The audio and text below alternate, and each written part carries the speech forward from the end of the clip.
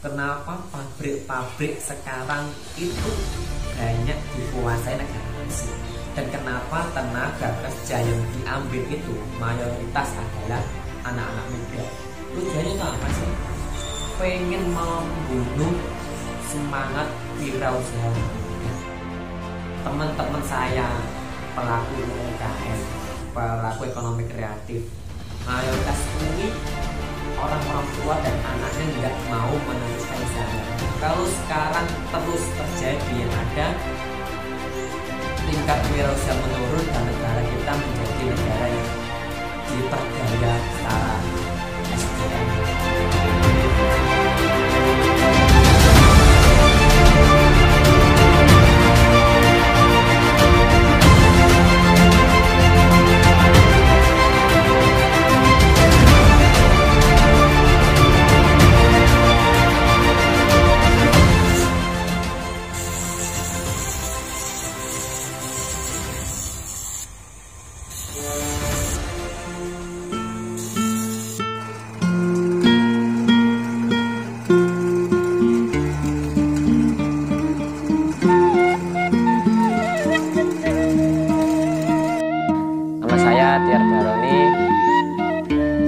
Lahir di Kabupaten Kudus, tepatnya di Desa Ngemplak, RT 2 RW 1, Kecamatan Undaan, Kabupaten Kudus.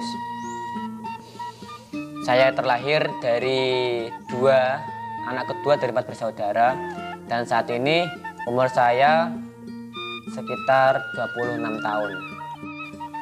Saat ini saya sedang bergelut di kerajinan dari tempurung kelapa.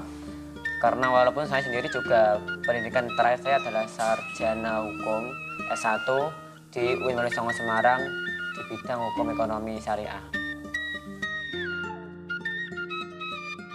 Latar belakang saya memilih menggeluti kerajinan dari batok kelapa ini itu bermula saya itu melihat batok kelapa ini kok nganggur.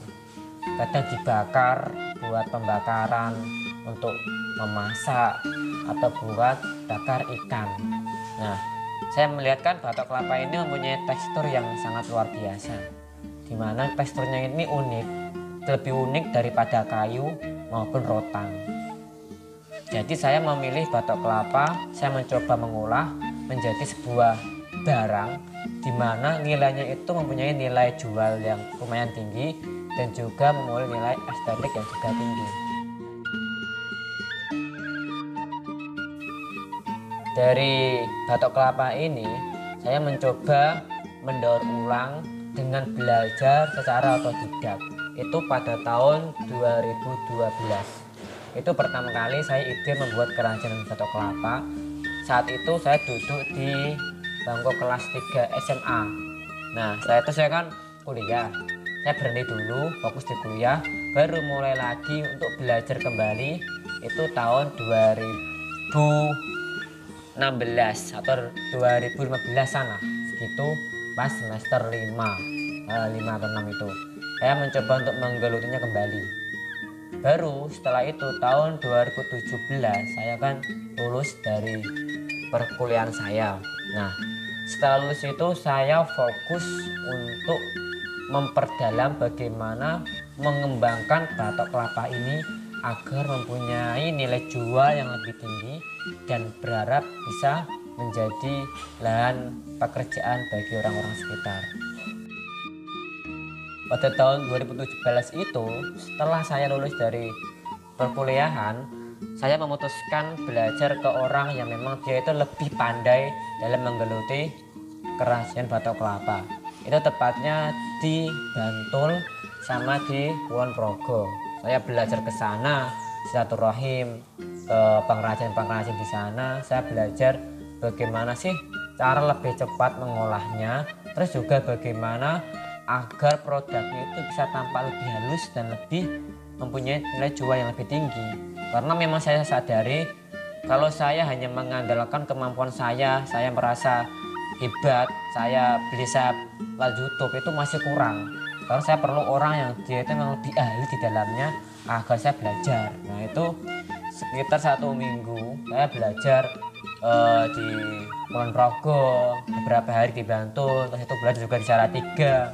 Beberapa hari pula saya terus untuk belajar dan belajar, sehingga pada tahun 2017 akhir alhamdulillah saya juga bisa menjual berbagai macam banyak kerajinan. Itu variasi mulai dari aksesoris, perabot rumah tangga, pajangan kayak lampu miniatur, terus produk-produk fashion juga ada, dan produk-produk kayak tas juga pun ada, berbagai macam produk saya.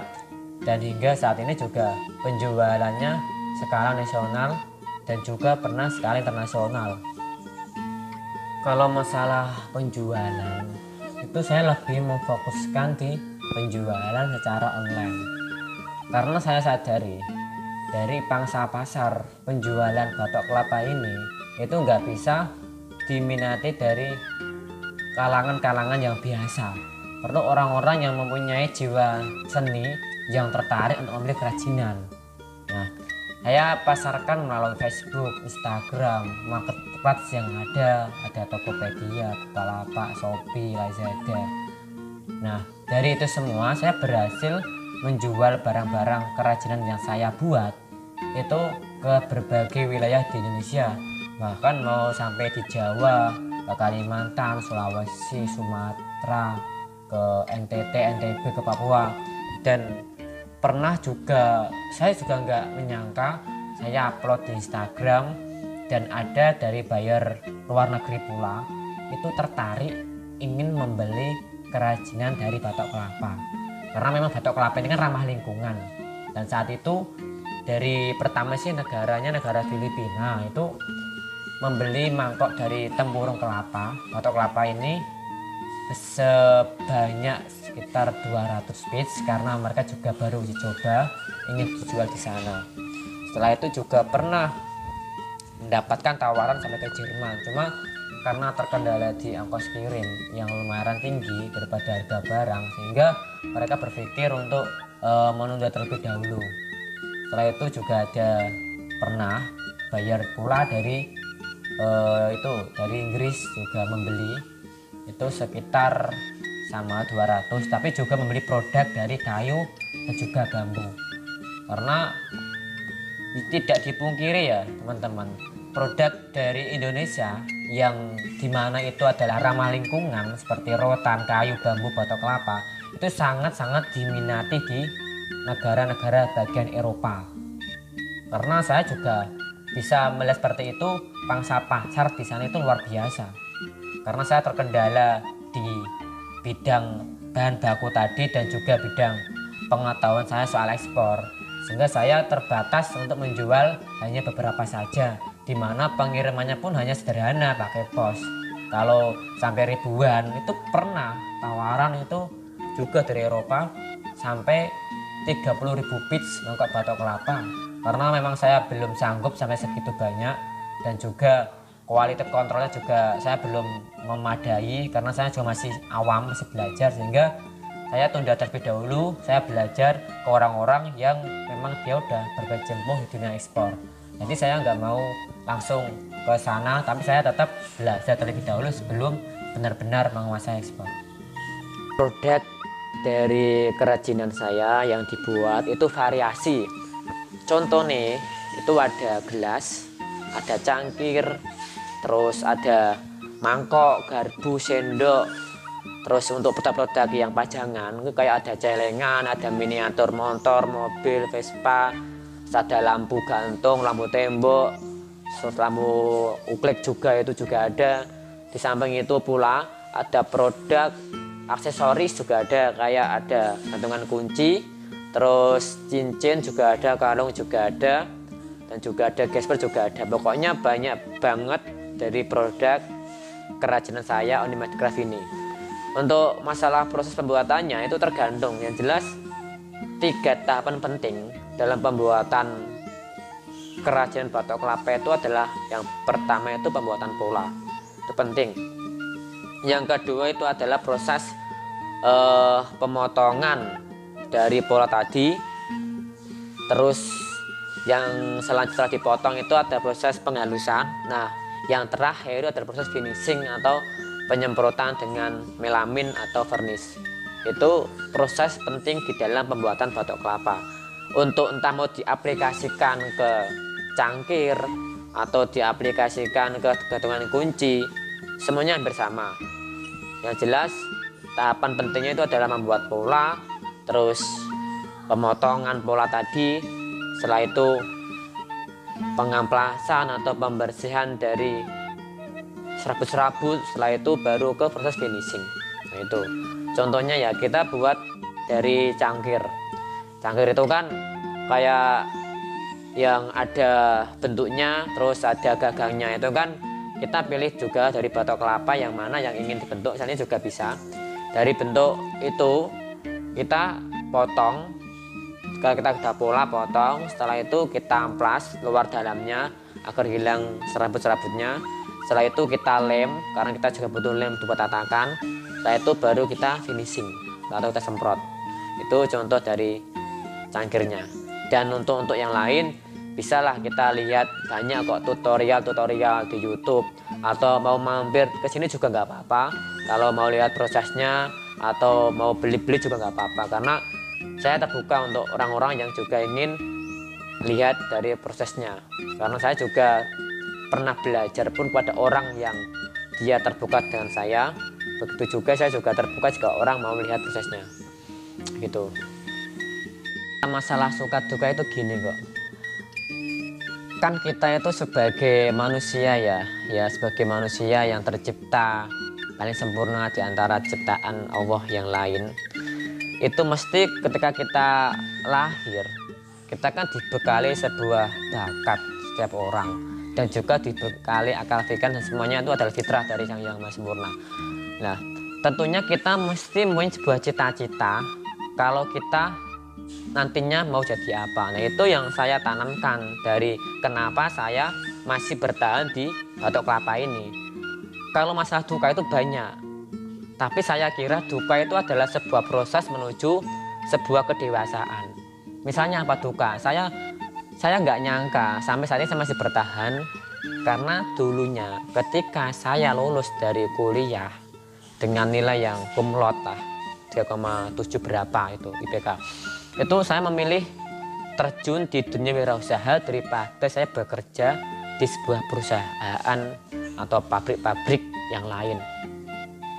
Itu luar biasa sekali penolakan dari orang tua, penolakan dari orang-orang sekitar, teman-teman. Karena apa? Karena eman-eman katanya, lho gue iki wonge ya pinter ya, bukan saya sombong tapi jarene ngono kuwi bro, jarene pinter terus gitu ya aktif, kenapa kok malah milih kerja sing ngene iki daripada lama kerja ning pabrik.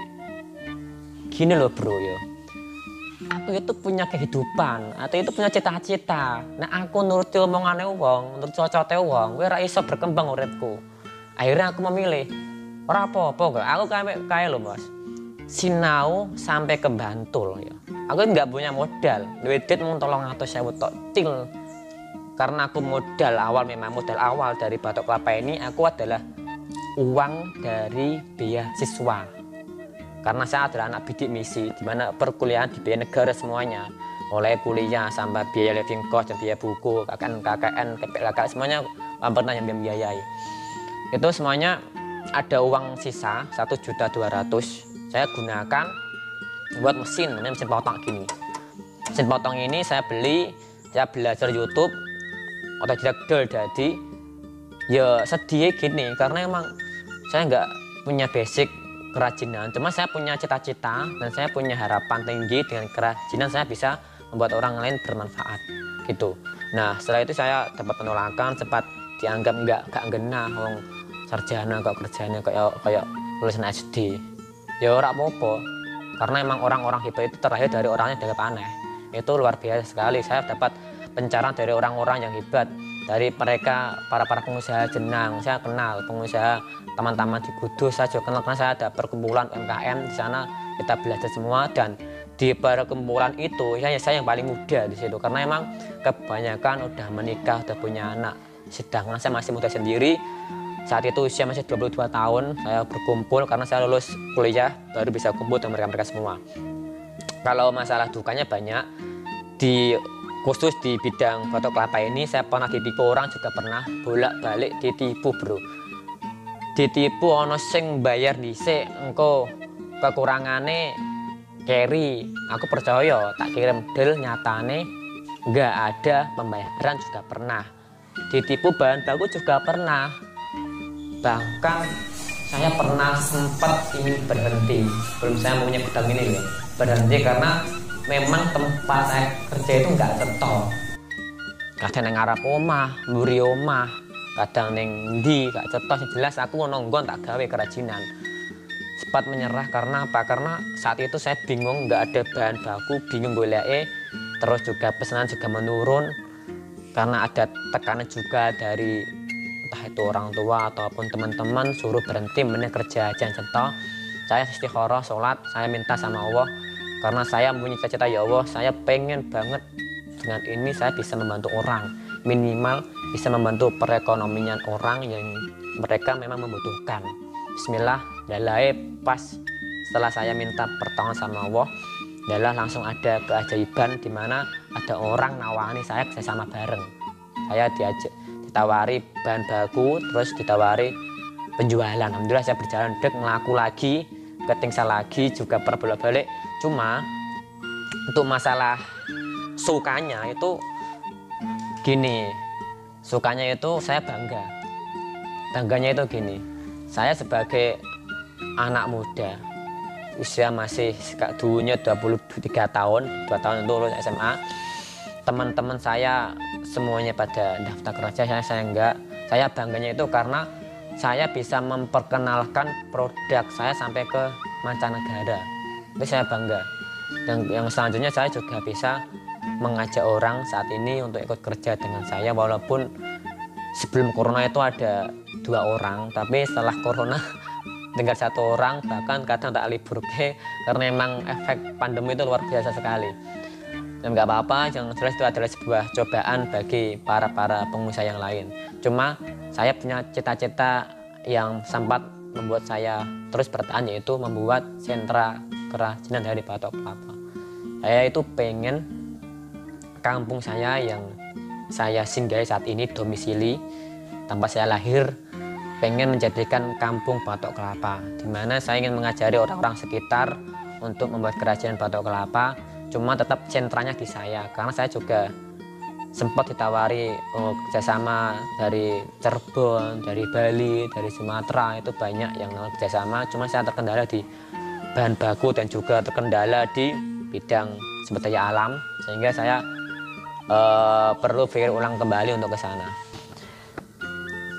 Selama saya menekuni kerajinan batok kelapa ini, alhamdulillah saya mendapatkan berbagai macam penghargaan. Cuma saya anggap penghargaan ini adalah sebuah nilai plus sih memang. Cuma saya nggak mau anggap ini sebuah hal yang terlalu bangga. Saya nggak mau, karena kalau kita hanya bangga dengan penghargaan, ya itu bisa membunuh karakter kreativitas orang. Karena kalau orang itu sudah mau dan merasa inilah aku hebat sekali, mereka disitulah tingkat kreativitasnya akan berhenti. Ya, kalau untuk masalah penghargaan, saya juga pernah dapat juara 1 dulu pas expo di IAIN Kudus, juara 2 pas expo di Kudus, terus juga pernah sampai jadi pelatih pembuatan kerajinan di berbagai macam kota, bahkan pernah melatih sampai ke Sumatera, juga pernah selama 1 minggu di sana. Terus saya juga mengikuti berbagai macam pameran-pameran, baik tingkat kabupaten maupun tingkat Jawa Tengah, ini juga pernah. Terus samping itu juga beberapa kali masuk di media juga pernah, sehingga berbagai macam penghargaan yang telah saya peroleh di situ semua saya sebagai owner dari Onimed Craft ini mencoba untuk terus berkembang tanpa adanya rasa bangga berlebihan terhadap penghargaan yang saya terima. Nah, itu untuk pesan saya pada teman-teman semua yang sekarang sedang menonton diri saya ini. Untuk masalah penghargaan di sini ya, kadang orang itu akan merasa bangga ketika dia mendapatkan pujian dari orang lain. Nah, disitulah titik kelemahan kita. Pokoknya seberapa banyak penghargaan, anggap itu adalah hal yang biasa. Jangan terlalu berlebih-lebihan. Itu karena itu bisa membunuh karakter. Oke. Itu aja lah. Pokoknya semangat.